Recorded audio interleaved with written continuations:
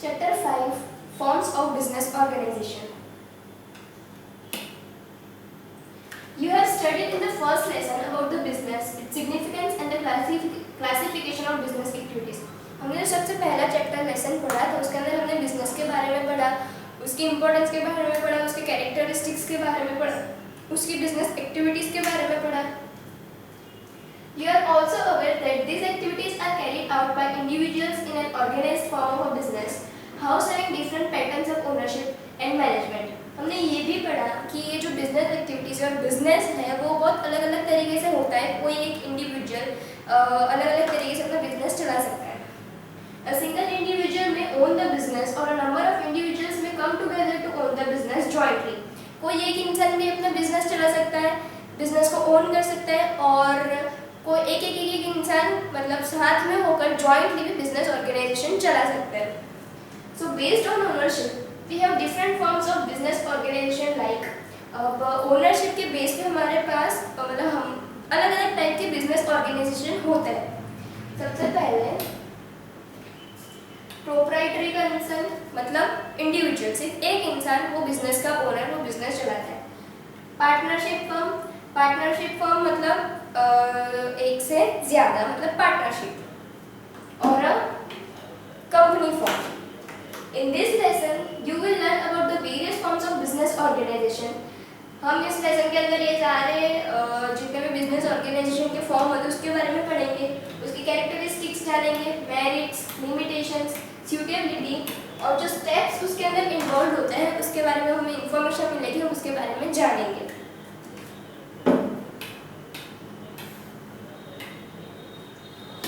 5.1 Business Organization.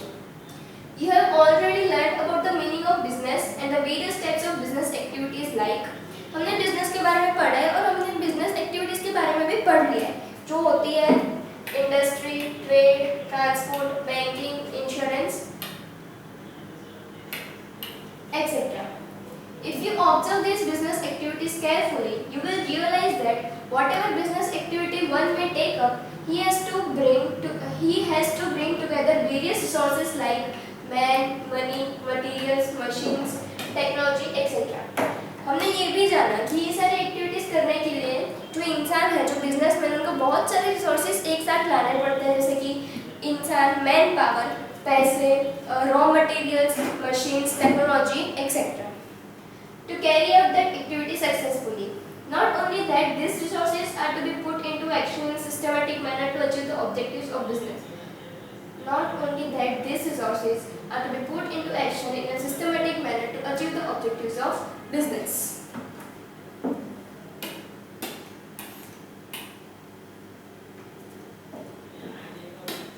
Let us take the example of a rice mill. अब एक हम rice mill का example लेते हैं. First, the owner will have to acquire a land, construct a building, buy machines and install them. सबसे पहले जिस इंसान को राइस मिल खोलनी होगी, ओपन करनी होगी, राइस मिल चलानी होगी, उसको सबसे पहले चाहिए होगा एक लैंड, मतलब लैंड का टुकड़ा, मतलब ज़मीन चाहिए होगी. उसके ऊपर उसको बिल्डिंग बनानी होगी, फिर उसको मशीन्स खरीदने पड़ेंगे जो राइस मिल के लिए चाहिए होते हैं वो, और उसको उसके लैंड के अंदर इंस्टॉल करने होंगे, मतलब उसको फिट असेंबल करने होंगे. फिर एम्प्लॉइज मतलब लेबर वर्क लाना पड़ेगा, पैडी लानी पड़ेगी जो राइस को प्रोसेस करने के लिए जो होता है वो, जिसमें से राइस निकलता है वो. Then process the paddy to produce rice that will be sold to the customers. और ये सब करने के बाद लास्ट में जब पैडी प्रोसेस होती है राइस निकालने के लिए, उसके बाद हम उसको कस्टमर तक पहुंचाते हैं, बेचते हैं. Thus, to produce rice from paddy, you need to assemble resources like land, building, machinery, labor, etc. and put these resources together in action in a systematic way. इसलिए राइस मिल चलाने के लिए और पैडी में से rice निकालने के लिए हमें ये सारी चीज़ों की ज़रूरत पड़ेगी. Then only it becomes possible to produce rice and sell it to the customers and earn profit. Thus, to carry out any business and achieve its objective of earning profit, it is required to bring together all the resources and put them into action in a systematic way. इसलिए business चलाने के लिए और profit achieve करने के लिए या फिर सक्सेस अचीव करने के लिए हमें बहुत सारे अलग अलग रिसोर्सेज एक साथ लाने पड़ते हैं, जिसकी वजह से हमारा बिजनेस चल सके, हम अपने प्रोडक्ट्स कस्टमर्स तक पहुंचा सके और हम प्रॉफिट अर्न कर सकें. put them into action in a systematic way, and coordinate and control these activities properly. This arrangement is known as business organization.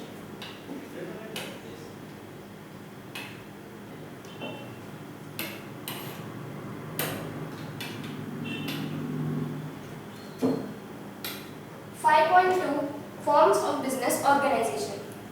Have you ever thought who brings the required capital, takes the responsibility of arranging other resources, puts them into action, coordinates and controls the activities to earn the desired profit? आपने ये सब पढ़ा कि ये सारी activities होती है, ये सारी एक्टिविटीज कैसे होती है, लेकिन कभी ऐसा सोचा है कि ये सारी एक्टिविटीज में जो जो भी चीज़ें होती है वो करता कौन है?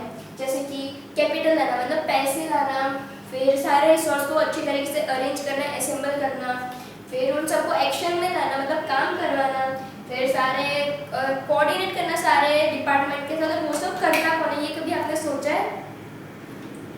If you look around, you will find that a small grocery shop is owned and run by a single individual who performs all these activities. हम अगर हमारे आजू-बाजू देखें तो हमें ग्रोसरी शॉप्स नज़र आएगी, उसमें एक अकेला इंसान होता है, वो ये सारी एक्टिविटीज खुद से करता है। फिर but in big businesses it may not be possible for a single person to perform all these activities. लेकिन जो बड़े बिजनेसेस होते हैं उसके अंदर ऐसा पॉसिबल नहीं कि कोई एक इंसान ही सारी एक्टिविटीज परफॉर्म कर सके. So in such cases, two or more persons join hands to finance and manage the business properly and share its profit as per the agreement. इसलिए दो से ज़्यादा लोग एक कॉन्ट्रैक्ट में आते हैं, पार्टनरशिप फर्म बनाते हैं और दोनों मिलकर वो फर्म और वो ऑर्गेनाइजेशन सिस्टमेटिकली चलाते हैं और प्रॉफिट जब होता है तब वो as per the agreement, as per the contract वो लोग प्रॉफिट शेयर करते हैं और वैसे ही लॉसेस भी शेयर करते हैं. Thus, business organization may be owned and managed by a single individual, a group of individuals who may form a partnership firm or a joint stock company. Such arrangement of ownership and management is termed as a form of business organization. A business organization usually takes the following forms in India. अब जो हमारे India में अलग अलग type के business organisation है, वो सबसे पहला सोल प्रोप्राइटरशिप मतलब एक अकेला इंसान बिजनेस को हैंडल करता है, बिजनेस को चलाता है. नेक्स्ट है पार्टनरशिप. पार्टनरशिप मतलब एक से ज़्यादा, दो लोग, दो से ज़्यादा ऐसा. फिर जॉइंट हिंदू फैमिली मतलब एक फैमिली के अंदर एक बिजनेस है, उसके सारे लोग वही बिजनेस में काम करते हैं. फिर cooperative society and joint stock company. Let us now learn in detail the exact nature of these forms of business organization, excluding joint stock company, which will be taken up in the next lesson. अब हम ये चार जो है उनके बारे में पढ़ेंगे, सिवाय जॉइंट स्टॉक कंपनी के बारे में नेक्स्ट चैप्टर में पढ़ेंगे.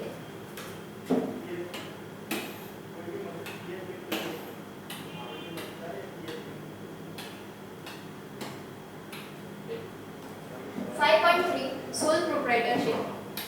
Gopal runs a grocery shop in the local market. He buys the goods from wholesale market and sells it to the customers as per the requirement. एक इंसान है जिसका नाम है गोपाल, वो एक ग्रोसरी शॉप चलाता है. वो होलसेल मार्केट में से सामान खरीदता है और उसके कस्टमर्स को एज पर दैट रिक्वायरमेंट वो सामान बेचता है. By doing so, he earns some profit. ये करने से उसको प्रॉफिट मिलता है, वो प्रॉफिट अर्न करता है.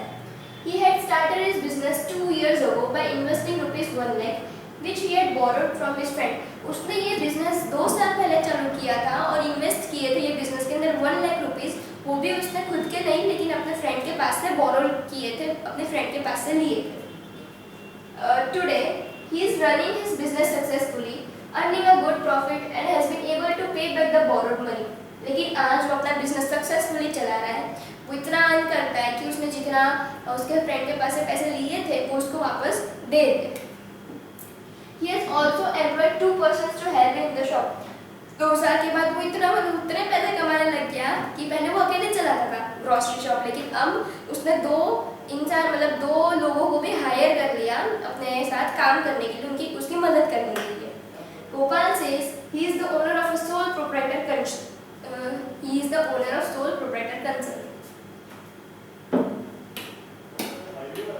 देखो पार्टनरशिप और सोल प्रोप्राइटर, जैसे कि अभी हमने पढ़ा कि गोपाल ने 2 जन को हायर कर लिया उसके साथ काम करने के लिए. तो उसने हायर कौन से बेसिस पे किया कि वो सैलरी देगा, वो पैसे देगा मिलेगा। ऐसा नहीं किया कि प्रॉफिट आएगा तो उसका हम आधा आधा इतना पोर्शन करेंगे या लॉस आएगा तो हम सब मिलकर करेंगे, नहीं। इफ लॉस आया तो भी उसको वो दो लोगों को तो पैसे देने ही पड़ेंगे जितने उन्होंने हर महीने के बाद देने का नक्की किया होता है, तो उसको हम बोलेंगे सोल प्रोप्राइटर। पार्टनरशिप में ऐसा होता है कि स्टार्टिंग से प्री डिटरमाइंड होता है कि आपको इतना % तो आपको प्रॉफिट मिलेगा, तो उसको बोलते हैं partner.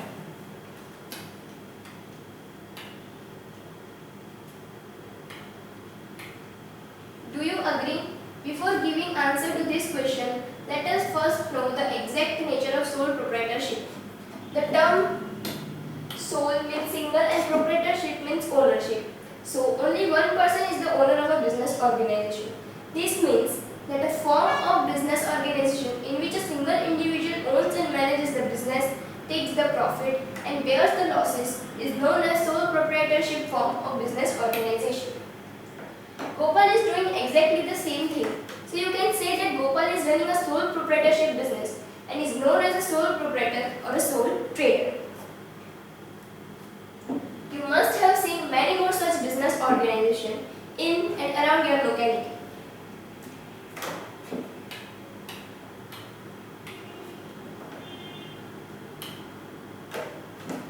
Definition of sole proprietorship. जो J.L. Hansen है उन्होंने sole proprietorship की definition दी है। A type of business unit where one person is solely responsible for providing the capital and bearing the risk of the enterprise for the management of the business. जो sole proprietorship मतलब वो कि कोई एक इंसान ही उसके business के लिए सारा कैपिटल लाएगा, वो ही सारी एक्टिविटीज मैनेज करेगा, वो ही जो रिस्क इन्वॉल्व होते हैं बिजनेस के अंदर वो ही खुद उठाएगा, वो ही लॉस उठाएगा और वो ही अपने प्रॉफिट लेगा, सिर्फ अकेला वो इंसान, उसको कहेंगे sole proprietorship. Thus, sole proprietorship form of business organization refers to a business enterprise exclusively owned, managed and controlled by a single person with all authority, responsibility and risk. Now you can work out certain characteristics of sole proprietorship from a business organization. 5.3.1 Characteristics of sole proprietorship form of business organization. अब हमने जो sole proprietorship के बारे में पढ़ा, उसका meaning, definition, उसका concept कि वो क्या होता है, उसकी characteristics. Single ownership. The sole proprietorship form of business organization has a single owner who herself starts the business by bringing together all the resources. Sole proprietorship के अंदर सिंगल ओनर होता है, एक ही इंसान जो होता है वो ओनर होता है, वही सारे रिसोर्सेस लाता है, सारे एक साथ लाता है, वही सारे रिसोर्सेस असेंबल करता है, वही खुद अपना बिजनेस चलाता है, वो अकेला इंसान। No separation of ownership and management. The owner himself herself manages the business as per his or own skill and intelligence. इसके अंदर जो इंसान, जो बिजनेसमैन होता है सिंगल ओनर, वो खुद ही अपने स्किल्स, अपने इंटेलिजेंस के हिसाब से अपना बिजनेस चलाता है. There is no separation of ownership and management as the case with company form of business organization. इसके अंदर ना कोई ओनरशिप का सेपरेशन होता है, ना ही कोई मैनेजमेंट होता है, जैसे कंपनी में होता है वैसे सोल प्रोप्राइटरशिप में नहीं होता.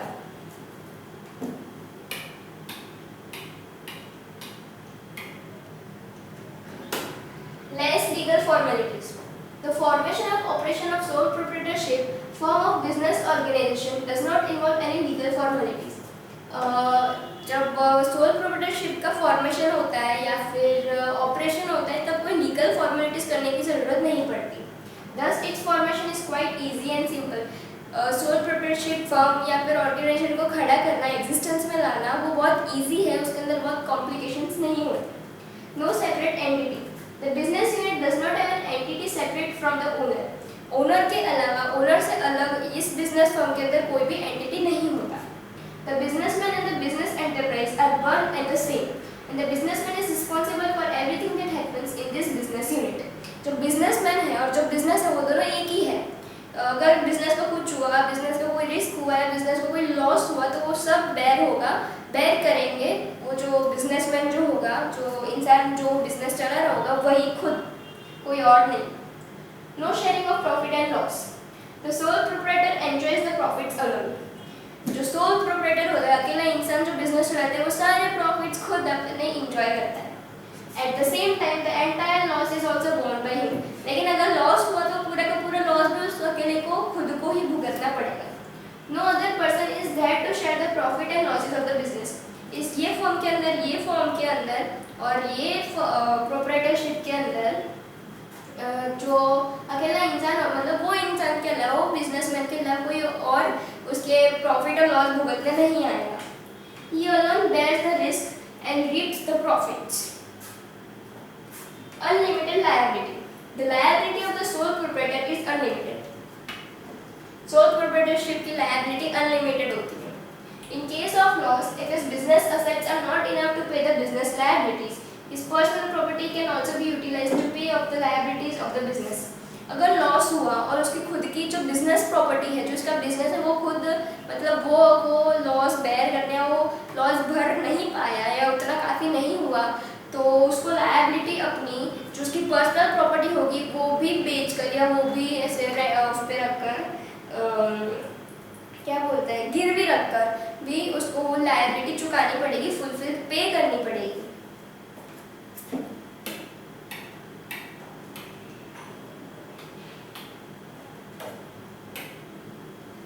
One man control. The controlling power of the sole proprietorship business always remains with the owner. इसका जो पावर है, कंट्रोल है और ओनरशिप है, वो सिर्फ एक ही इंसान के ऊपर रहेगा, वो होता है जो बिजनेस का ओनर वो। He or she runs the business as per his or her own will. वो जैसा चाहे अपना बिजनेस चला सकता है। अब merits of sole proprietorship form of business organization. हम उसके कैरेक्टरिस्टिक्स के बारे में पढ़ा, उसके एडवांटेज के बारे में पढ़ेंगे, बेनिफिट्स के बारे में पढ़ेंगे, मेरिट्स के बारे में पढ़ेंगे। Easy to form and wind up. It is very easy and simple to form a sole proprietorship form of business organization. Sole proprietorship के ऑर्गेनाइजेशन या फर्म को एग्जिस्टेंस में लाना बहुत इजी है, कोई भी कॉम्प्लिकेशंस नहीं होती, it is very simple. No legal formalities are required, इसके अंदर कोई भी लीगल फॉर्मेलिटीज रिक्वायर्ड नहीं होती, वो लीगल फॉर्मेलिटीज के बिना भी ये फर्म एग्जिस्टेंस में ला सकता है। To be observed. Similarly, the business can be wound up anytime if the proprietor so decides. और जैसे जितना इजीली वो एग्जिस्टेंस में आता है, वैसे ही उतना इजीली अगर ओनर चाहे तो वो अपना बिजनेस वाइंड अप कर सकता है, बंद कर सकता है। Quick decision and prompt action.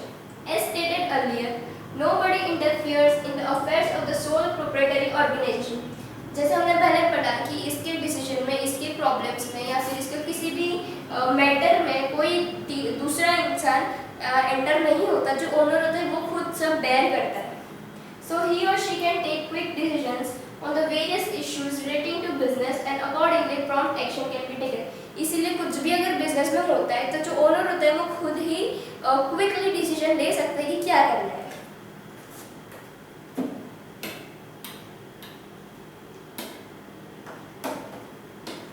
Direct motivation. In sole proprietorship form of business organizations, the entire profit of the business goes to the owner. Sole proprietorship के अंदर जितना भी प्रॉफिट होता है वो सारा प्रॉफिट ओनर के खाते में चला जाता है, वो सारा प्रॉफिट ओनर का होता है और किसी का नहीं। This motivates the proprietor to work hard and run the business efficiently. इसकी वजह से पूरा प्रॉफिट वो खुद को ही उसको मिलता है, इसकी वजह से उसको मोटिवेशन भी बहुत मिलता है कि वो ज़्यादा अच्छा काम करे, हार्ड वर्क करे और ज़्यादा पैसे कमाए। Flexibility in operation. It is very easy to effect changes as per the requirements of the business. उसमें मतलब इफ कोई टेक्नोलॉजी में चेंजेस आया, रिक्वायरमेंट में चेंजेस आया, कस्टमर के डिमांड में कोई चेंजेस आया, तो वो जो है सोल प्रोप्राइटर वो खुद इजीली जितना जल्दी चाहे उतना जल्दी वो चेंजेस अपने बिजनेस में ला सकता है। The expansion or curtailment of business activities does not require many formalities as in the case of other forms of business organization.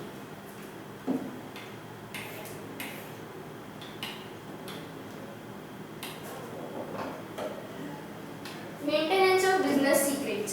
The business secrets are known only to proprietor.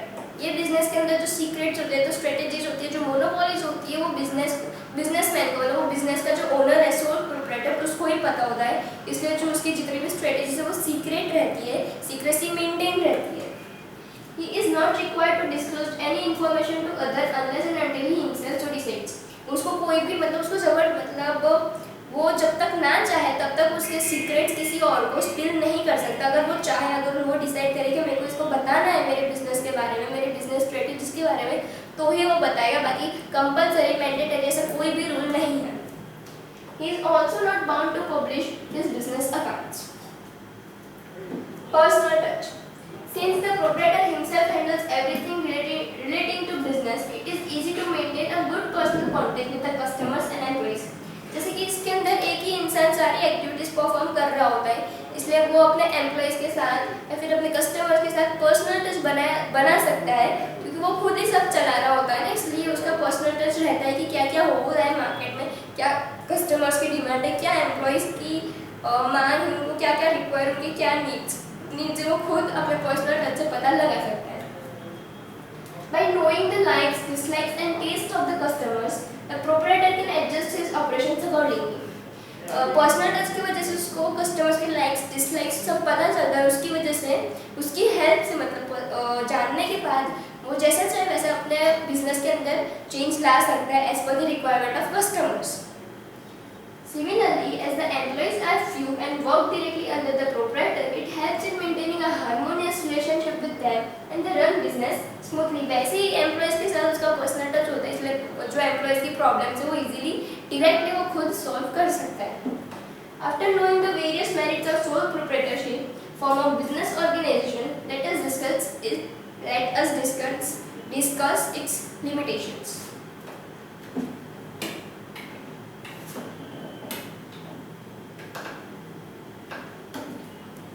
5.3.3 Limitations of sole proprietorship form of business organization.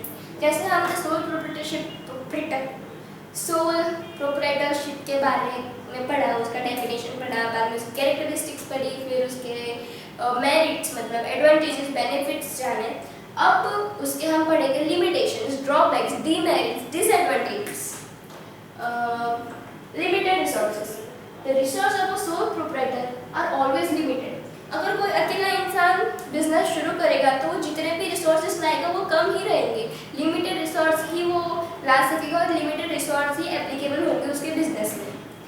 Being the single owner, it is not always possible to earn sufficient funds from his own sources.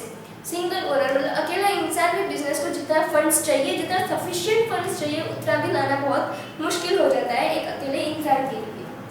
Again, borrowing funds from friends and relatives or from banks has its own implications. हाँ, हम बोरो कर सकते हैं हमारे friends, families, bank के पास से पैसे, लेकिन वो भी उसमें भी बहुत ऐसे लफड़े होते हैं, बहुत इम्प्लीकेशंस, बहुत कॉम्प्लिकेशंस होते हैं। So, the proprietor has a limited capacity to raise funds for his business.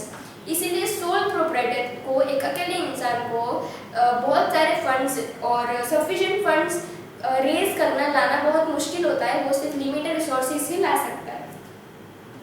Lack of continuity.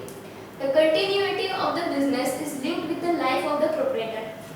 जो बिजनेस का कंटिन्यूटी है मतलब कितना लंबा बिजनेस चलेगा वो उसके ओनर की लाइफ के ऊपर होगा। मतलब ओनर अभी 2-3 दिन में टपक गया तो बिजनेस का वहीं रुक जाएगा, वो आगे नहीं चलेगा क्योंकि ओनर खुद नहीं है और वो बिजनेस सोल प्रोप्राइटरशिप फॉर्म था। इसीलिए illness, death or insolvency of the proprietor can lead to closure of the business. Thus the continuity of the business is uncertain. इसलिए बिजनेस की कंटिन्यूटी अनसर्टेन है, प्रीडिटरमाइंड नहीं है। Unlimited liability. You have already learned that there is no separate entity of the business from its owner. In the eyes of the law, the proprietor and the business are one and the same. So personal properties of the owner can also be used to meet the business obligations and debts.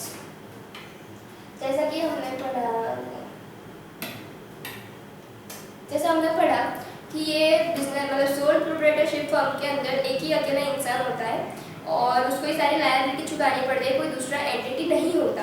इसीलिए अगर कोई liability आई जो वो पे नहीं कर सकता तो लॉ की नज़र में बिजनेस और बिजनेसमैन एक ही है। मतलब वो चाहे तो जो बिजनेसमैन है, जो ओनर है, सोल प्रोप्राइटर है, उसकी पर्सनल प्रॉपर्टी में से भी वो अपनी लायबिलिटी फुलफिल कर सकता है। मतलब अगर कोई लायबिलिटी वो पे नहीं कर पाया तो लॉ और लीगल फॉर्मेलिटीज के अंदर ये पॉसिबल है कि ओनर की अपनी पर्सनल प्रॉपर्टी की रिस्क में, खतरे में आ सकती है।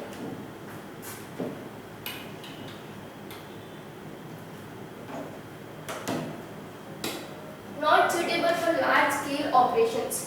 Since the resources and the managerial ability is limited, sole proprietorship form of business organization is not suitable for large scale business. तो सोल प्रोप्राइटरशिप जो है वो छोटे छोटे बिजनेस के लिए, जैसे ग्रोसरी शॉप्स, फिर शॉप्स या वॉटेवर, छोटी छोटी जो शॉप्स होती है उसके लिए सही है। लेकिन अगर वो लार्ज स्केल बिजनेस करना है तो सोल प्रोप्राइटरशिप सही नहीं है, क्योंकि आप सिर्फ लिमिटेड रिसोर्सेज रेज कर सकते हो। आप उतने बड़े बड़े डिपार्टमेंट्स अकेले वन हैंडल नहीं कर सकते। Limited managerial expertise. A sole proprietorship form of business organization always suffers from lack of managerial expertise. A single person may not be an expert in all fields like purchasing, selling, financing, etc. इसके अंदर हमें limited managerial expertise मतलब हमें कम expertise देखने को मिलेगी, क्योंकि अगर एक अकेले इंसान के अंदर सारी स्किल्स नहीं हो सकती कि वो बेचे से मतलब परचेजिंग भी कर सके, सेलिंग भी कर सके, फाइनेंस भी हैंडल कर सके, फंड्स भी रेज कर सके, कस्टमर्स की क्वेरीज भी सॉल्व करे। एक इंसान के अंदर इतनी सारी स्किल्स होना मुश्किल है, वो अकेला अगर है भी तो अकेला हैंडल करना भी बहुत मुश्किल है। Again, because of limited financial resources and the size of the business, it is also not possible to engage the professional managers in sole proprietorship form of business organization.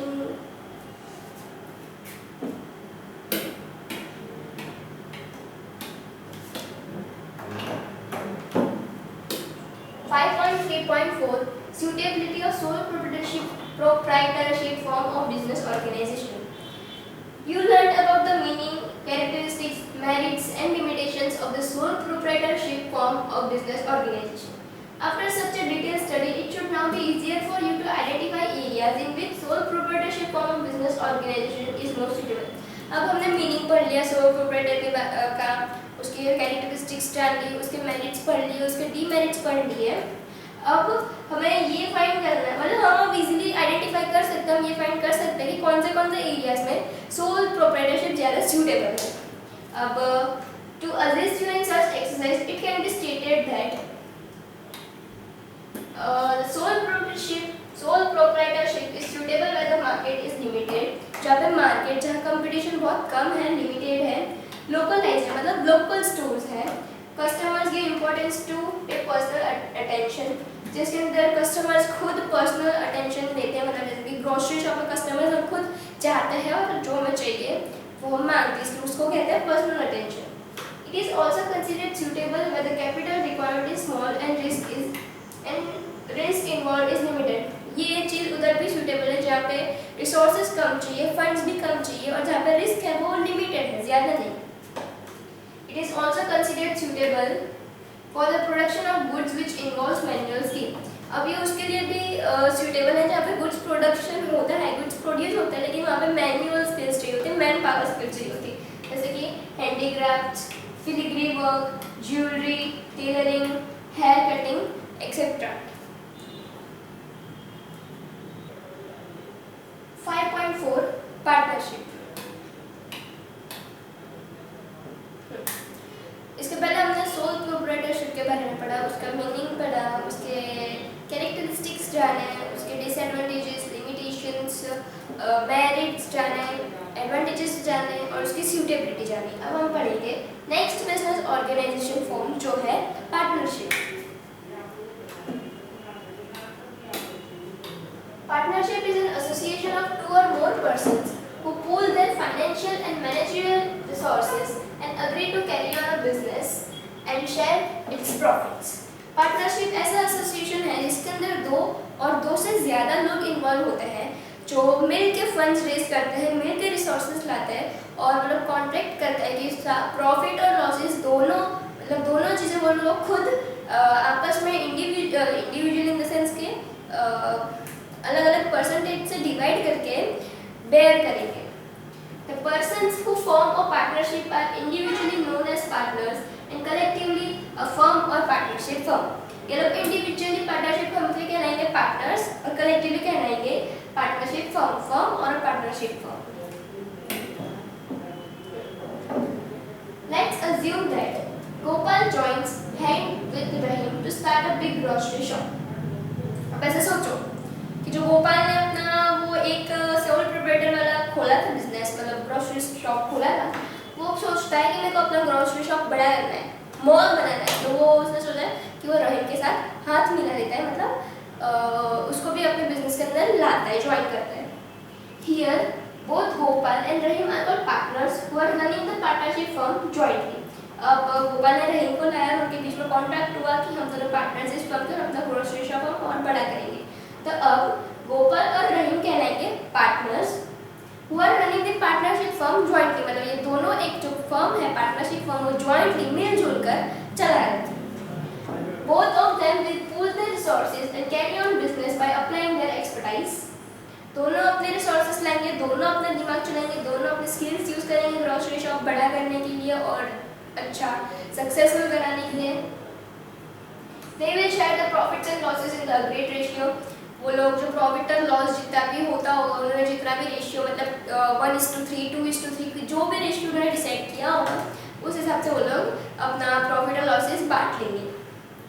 In fact for all terms and conditions of their working, they have to sit together to decide about all aspects.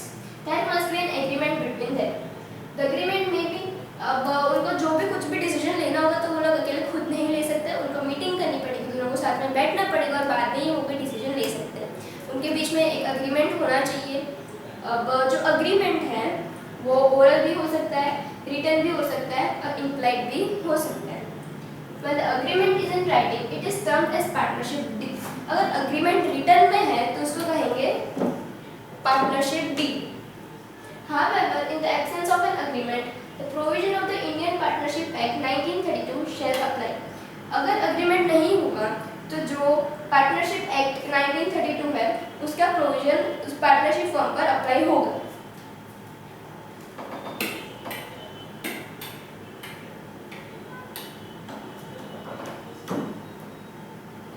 Partnership form of business.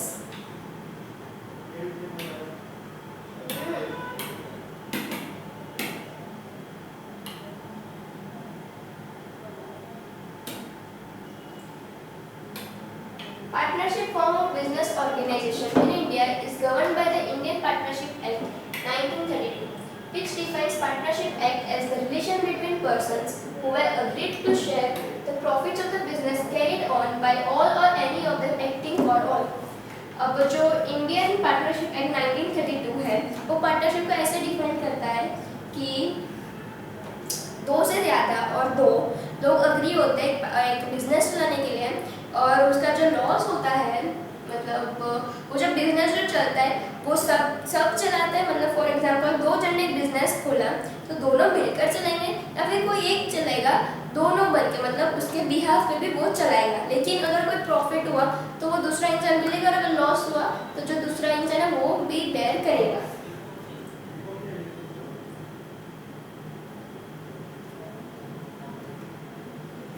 मतलब ऐसा कहता है ये वाला act जो मैंने बताया वो गलत है, मैं और अच्छे से समझा रही हूँ कि ये ऐसा कह रहा है कि देखो जैसे 4 इंसान है, 4 लोगों ने अपना बिजनेस शुरू किया, ठीक है। उसमें से जो 3 लोग हैं ना वो अपनी लाइफ में बहुत बिजी रहते हैं और एक जो होता है वो वेला है। तो सबने ऐसे डिसाइड किया कि जो पहला वाला है ना जो वेला रहता है उसको हम उसको ये वाला बिजनेस को चलाने देते हैं हमारी तरफ से, मतलब ऑन द बिहाफ ऑफ वो 3 ये वाला इंसान चलाएगा। फिर अगर प्रॉफिट होगा ना तो ये इंसान का रेशियो या तो ज़्यादा होगा या फिर सारा प्रॉफिट ही इंसान ही बेयर करेगा, वो 3 नहीं लेंगे अगर जैसे एग्रीमेंट हुआ होगा वैसा।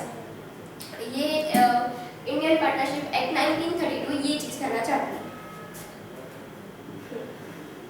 Characteristics of partnership form of business organisation, जैसे हमने सोल प्रोप्राइटर की कैरेक्टरिस्टिक्स पढ़ी थी वैसे हम पार्टनरशिप फर्म की भी पढ़ेंगे। Based on the definition of partnership as given above, the various characteristics of partnership form of business organization can be summarized as follows. 2 or more partners. To form a partnership firm, at least 2 persons are required. Partnership firm create करने के लिए बनाने के लिए कम से कम 2 लोग तो चाहिए ही रहते हैं। The maximum limit on the number of persons is 10 for banking business and 20 for other businesses. और ज़्यादा से ज़्यादा 20, मतलब अगर कोई बैंकिंग बिजनेस होगा तो ज़्यादा से ज़्यादा 10 और कोई दूसरा बिजनेस होगा तो ज़्यादा से ज़्यादा 20, उससे एक्सटेंड नहीं कर सकते। If the number exceeds the above limit, the partnership becomes illegal and the relation among them cannot be called partnership. अगर 20 से अगर कोई अदर बिजनेस कोई दूसरा बिजनेस उसमें 20 से ज़्यादा लोग आ गए, पार्टनरशिप हुई 20 से ज़्यादा लोगों की, अगर 10 से ज़्यादा लोगों की हुई तो वो पार्टनरशिप फॉर्म नहीं कहलाएगा और वो ऑर्गेनाइजेशन इलीगल हो जाएगा।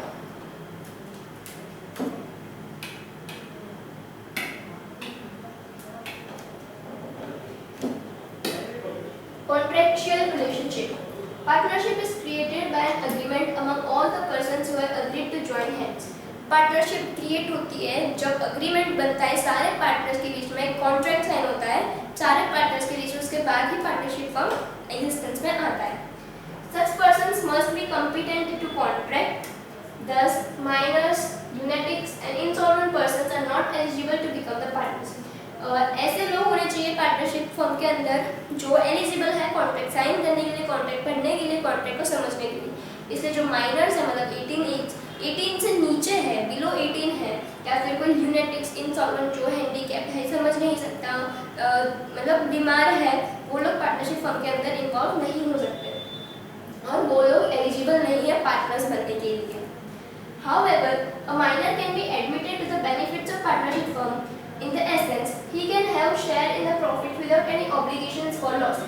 माइनर एंटर हो सकता है लेकिन वो सिर्फ प्रॉफिट चेक करेगा, अगर लॉस आया तो वो माइनर लॉस बेयर नहीं करेगा। ये एक माइनर पार्टनर का फायदा है। Sharing profits and business. There must be an agreement among the partners to share the profits and losses of the business of the partnership firm. वो कॉन्ट्रैक्ट के अंदर, वो एग्रीमेंट के अंदर ऐसा भी हुआ होता है जितने भी प्रॉफिट्स और लॉसेस बिजनेस में होंगे वो सारे मिलजुल कर बांटेंगे। If 2 or more persons share the income of jointly owned property, it is not regarded as partnership.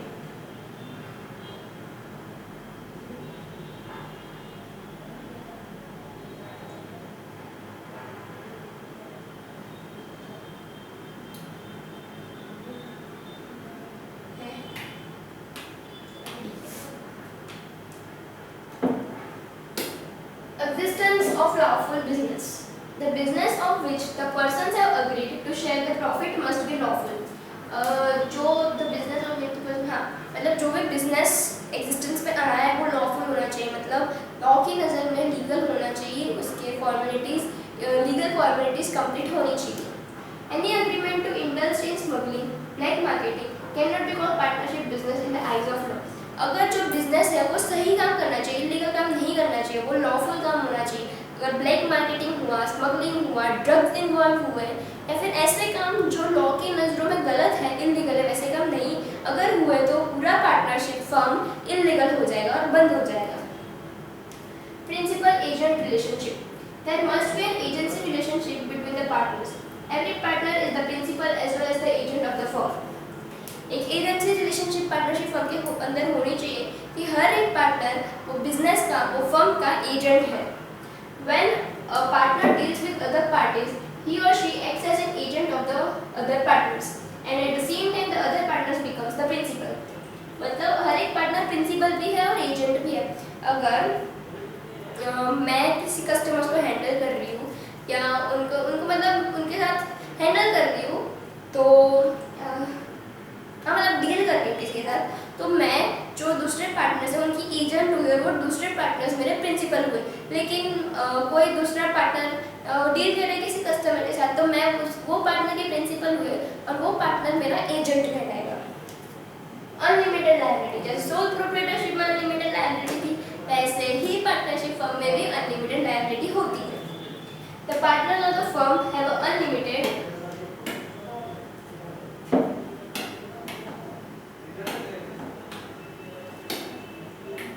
partners of the firm have an unlimited liability. They are jointly as well as individually liable for the debts and obligations of the firms. अगर कोई debts हुए firm के या फिर liability increase हो गई तो वो लोग साथ और इंडिविजुअली दोनों मतलब साथ में भी उनको वो लायबिलिटी पे करनी पड़ेगी। अगर नहीं हुई तो इंडिविजुअली उनकी पर्सनल प्रॉपर्टीज भी है इन्वॉल्व इस लायबिलिटी को पे करने के लिए। हमें उनकी पर्सनल प्रॉपर्टी भी इन्वॉल्व हो सकती है और होगी, मतलब ये लोग करेंगे ये लायबिलिटीज पे करने के लिए।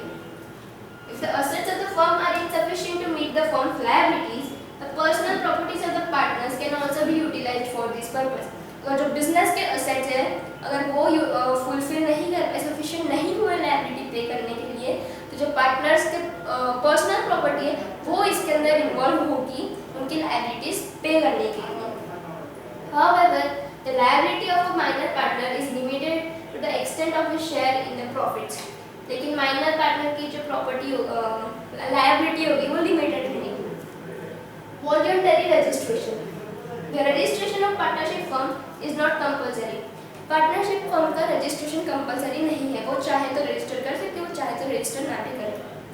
But an unregistered firm suffers from some limitations which make it virtually compulsory to be registered.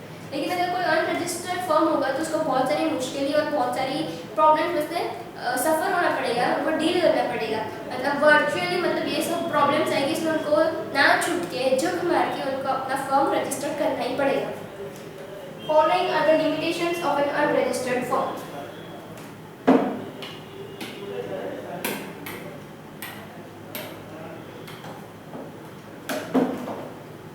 अगर फर्म रजिस्टर्ड नहीं है तो उसको कौन से लिमिटेशंस को कौन से डिसएडवांटेजेस होंगे वो। The firm cannot share outsiders although the outsiders can share it. मतलब वो फर्म श्योर नहीं हो सकती कि जो आउटसाइडर्स है वो सही है या गलत। In case of any dispute among the partners, it is not possible to settle the dispute through court of law. अगर पार्टनर्स के बीच में कोई झगड़ा हुआ तो वो लोग कोर्ट नहीं जा सकते अपना झगड़ा सॉल्व कराने के लिए, क्योंकि उन्होंने रजिस्टर उनके फर्म का रजिस्ट्रेशन लॉ की नज़रों में नहीं होगा।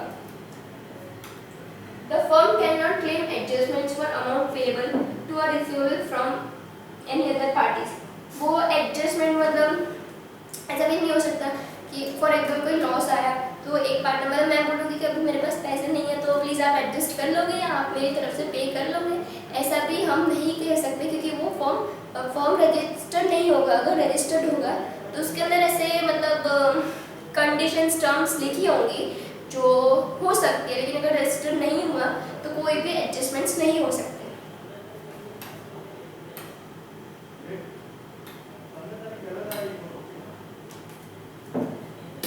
5.4.2 Merits of partnership form of business organization. Easy to form. A partnership can be formed easily without many legal formalities. जैसे सोल प्रोप्राइटरशिप है without any legal formalities existence में आ सकता है, वैसे ही पार्टनरशिप फर्म भी without any legal formalities existence में आ सकता है। Since it is not compulsory to get the firm registered, a simple agreement, either in oral, writing or implied, is sufficient to create a partnership firm. जैसे compulsory नहीं है कि firm को register करना, तो एक सिंपल अग्रीमेंट या तो ओरल या तो राइटिंग में या तो इम्प्लाइड में पार्टनरशिप फर्म क्रिएट हो सकता है।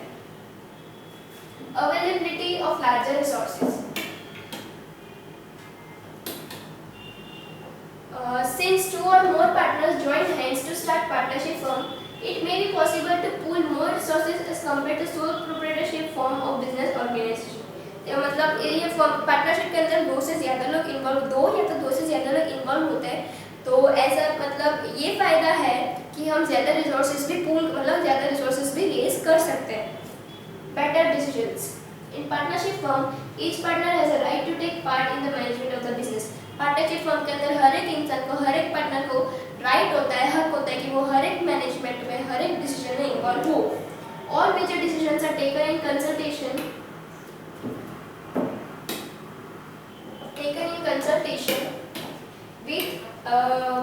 with the consent of all partners.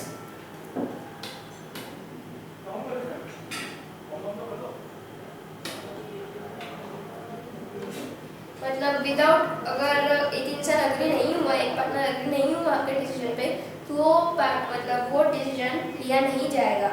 वो सारे पार्टनर्स का कंसल्टेशन और कंसेंट उसके अंदर इन्वॉल्व होना चाहिए। Thus, collective wisdom prevails and there is less scope of reckless and hasty decision. इसलिए गलत डिसीजन लेने का रिस्क भी कम हो जाता है, क्योंकि बहुत सारे लोग इन्वॉल्व होते हैं, इसलिए सब मिल मतलब बैठ के अच्छे से ही डिसीजन लेंगे ना, गलत डिसीजन नहीं लेंगे ज़्यादा।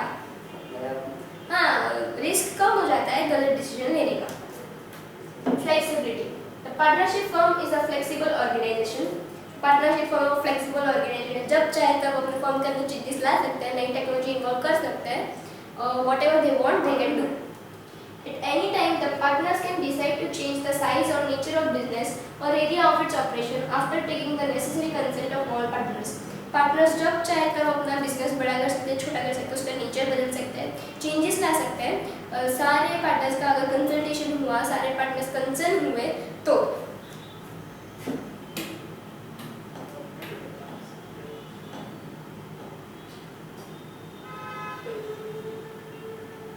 sharing of risks. The losses of the firm are shared by all the partners equally as per the agreed ratio. जो भी लॉस पार्टनरशिप फॉर्म में होगा वो जितना रेशियो डिसाइड किया होगा उसके ऊपर से सबको बेयर करना पड़ेगा, या तो इक्वली बांटना पड़ेगा, इक्वली बेयर करना पड़ेगा। Keen interest. Since partners share the profit and bear the losses, they take keen interest in the affair of the business. जैसे हर एक पार्टनर को लॉसेस भुगतने पड़ते हैं, इसलिए वो ना इस चौकन्ना हो जाएंगे, अलर्ट हो जाएंगे कि उनको ये सारे बिजनेस में, मतलब ये बिजनेस के मैटर में उनको ध्यान देना है, इंटरेस्ट लेंगे काम करने में।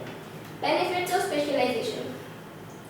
All partners actively participate in the business as per the specialization and knowledge.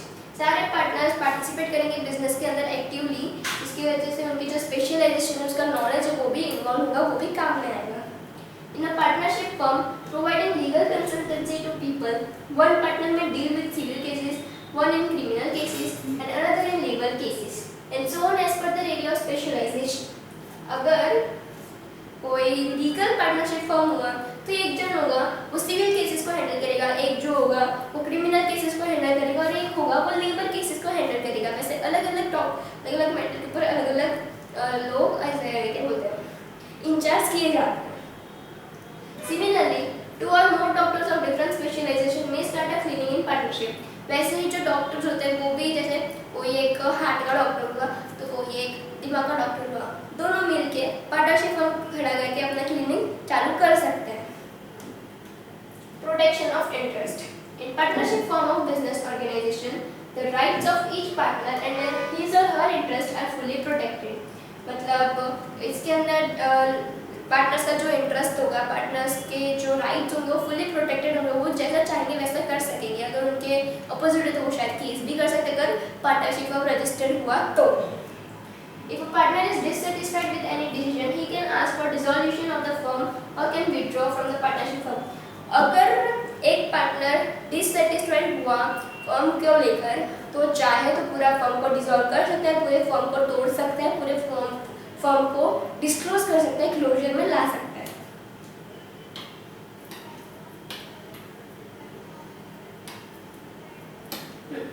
Secrecy.